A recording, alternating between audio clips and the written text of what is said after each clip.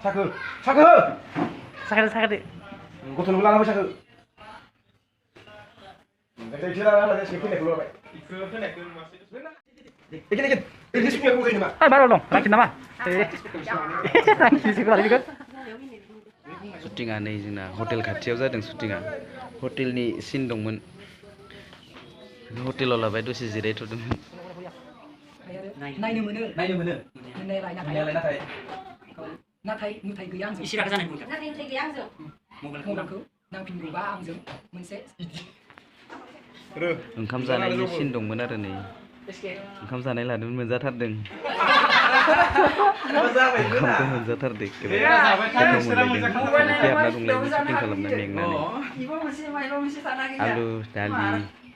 एसे मोनजाथारबाय आरो उनाव जाबाय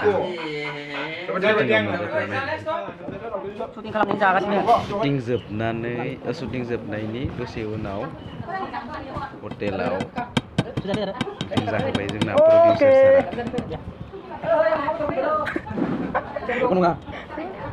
सारा गोथाव जाहोथारदों जोंना प्रडिउसार सारा